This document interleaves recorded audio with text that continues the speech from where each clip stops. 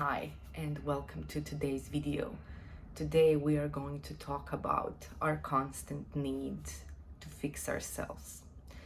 So if you are on a journey of self-development, or I would say inner evolution, then you do thrive to become the best version of yourself. You do feel the longing for the sweetness of realization, the sweetness of becoming your essential self and who you truly are, the human, the person who can feel love, who feel worthy of good things, who can feel joy, and who can feel a lot of these different qualities.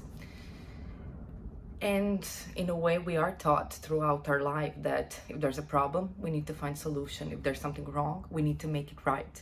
And so to say, if we're not successful, if, for example, we have a business that is not creating revenue, so we're not just going to sit there. We're going to try to make something right about it. We're going to try to find a way so that our business does become successful. So we're going to try to fix it.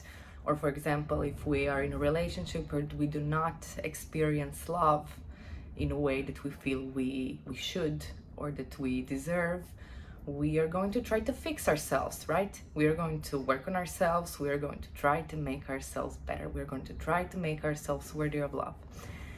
And as though that is very logical, the reason what I want to share today is that the constant need to fix ourselves can be very toxic. And why is that? Because if you feel into the journey of self-development and realization is not about becoming perfect and becoming this ubermensch. It's about becoming who you truly are. It's about becoming your essential self. So I would dare to say it's a journey of becoming and not a journey of changing. Although change, when you become, is inevitable. But let me share more about this. So when we try to fix ourselves, we're literally saying to ourselves, I am not enough and there is something wrong with me. And why do we do it? The need for perfectionism that we can witness so much on a collective level as well, not just personal, is I have to receive value from outside, and the only way I can do it is by presenting myself as perfect or as flawless. But the problem is when we start seeking that validation and we internally feel I am not enough if I am not this, that, or if I don't have a body that I think I should have, if I don't have enough money on my bank account, if I don't have a lover or enough friends, or whatever is that goal that we set for ourselves. And if we don't achieve it, if we are not something, we are not enough. And if you feel into the energy of perfectionism is very stagnant. And it has only one purpose, and its purpose is to hide something that we don't want to see about ourselves. So for example, if we only receive worthy when somebody is mirroring from the outside, is saying, oh wow, you did a great job, I really like how you created your business, or how you're successful, you got this promotion and you're so great, you're amazing, you're such an inspiration. And with that mirror from the outside, we feel, oh yeah, I am worthy. But what would happen if I did not get promotion, or if I am not successful in the eyes of another? Am I not worthy? Am I eternally not worthy? Am I eternally not deserving? So we try to seem perfect because we want to hide our sense that there is eternally maybe something wrong with me, or I am not worthy of good things in life, or I don't deserve love, or maybe there's some sticky energies like I get envious and I'm so jealous, and sometimes, wow, I could really be this nasty person. And we want to hide all of these things. So But you know, life is about flow, life is about exploration, life is like this beautiful dance that is constantly moving and shifting. And perfectionism is not moving and shifting, it sort of has this ladder, and you have to reach that. So if you feel the energy dynamics, it's trying to hide something, so it's very, very rigid.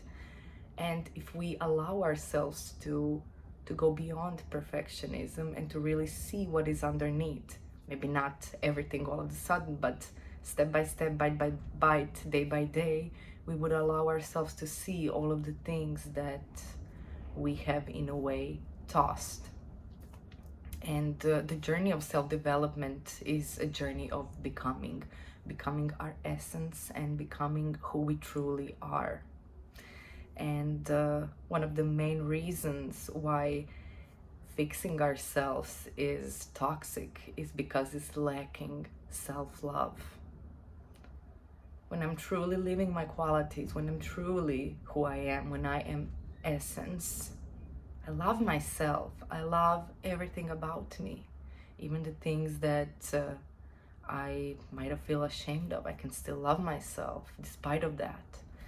And there's one beautiful saying from Tobias who says, the darkness is your divinity, which means that this dark aspect holds all of this neglected, all of these parts of us that we tossed into the shadows, that we hate about ourselves, and that we don't like about ourselves, and it's holding them and saying, look at this, these are the parts of you that need your love the most. So if we allow ourselves to look at these parts, the jealous part, the nasty part, the ugly part, the unworthy part, and say to these parts, I see you and you are welcome.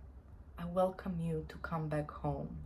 And if we embrace these parts with this space in ourselves, which is healthy, which is stable, which is essence, which is I am that I am, these parts will feel, wow, I can also be in this flow of life. I can also be in this shift. I don't need to hide myself anymore. There is nothing wrong with me.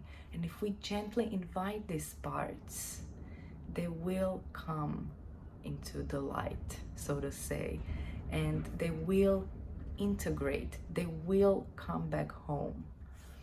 And the reason why that is so important is because eventually we will become who we truly are with everything that we are, and we will not need to fix ourselves. We will see, oh, this is something inside of me that is in pain, and we will approach that